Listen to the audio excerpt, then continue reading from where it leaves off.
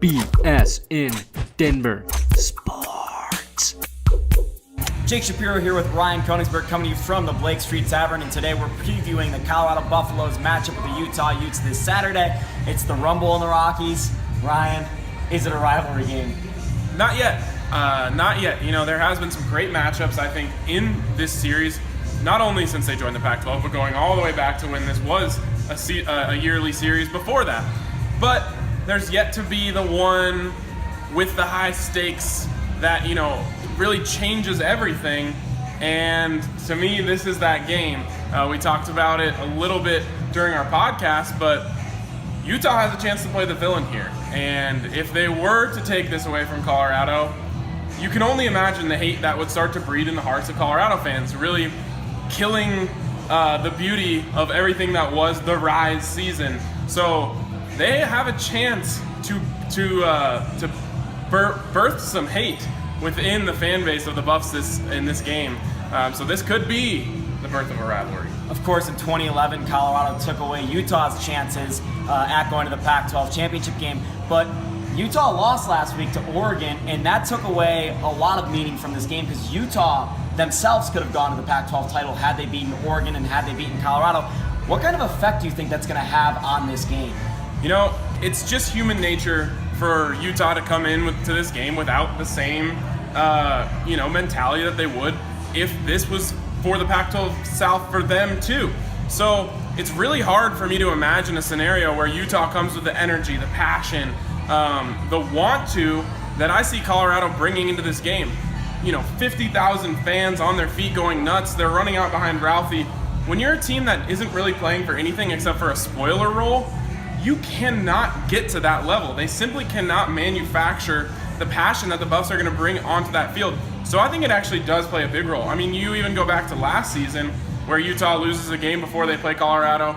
They don't really come in as inspired as they could have. And I remember talking about it during the game. It was like, wow, Utah doesn't even want to win this game. They're just begging Colorado and Kate Apsay and Jaleel Owini under center who's trying to take it away from them. So I really don't see Utah being able to match the Buffaloes' passion in this game. Now, they're an extremely talented roster, so I think they can hang with the Buffaloes for a portion of the game, but I just don't see a scenario where they're able to close when, you know, you really have to grit your teeth and dig your nails in. You mentioned the will, Ryan, and the will is so important when you have a game that's going to be won in the trenches and between the front sevens, perhaps.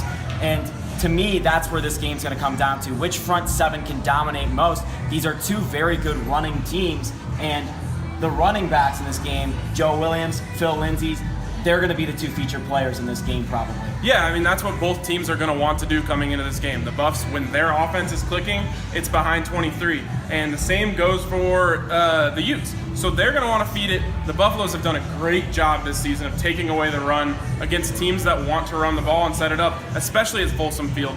So I think the Buffs have the advantage in that category. I think the Utes probably have a stronger offensive line. But the way the Buffs' offensive line has been playing, they've been playing out of their minds, and especially at Folsom Field.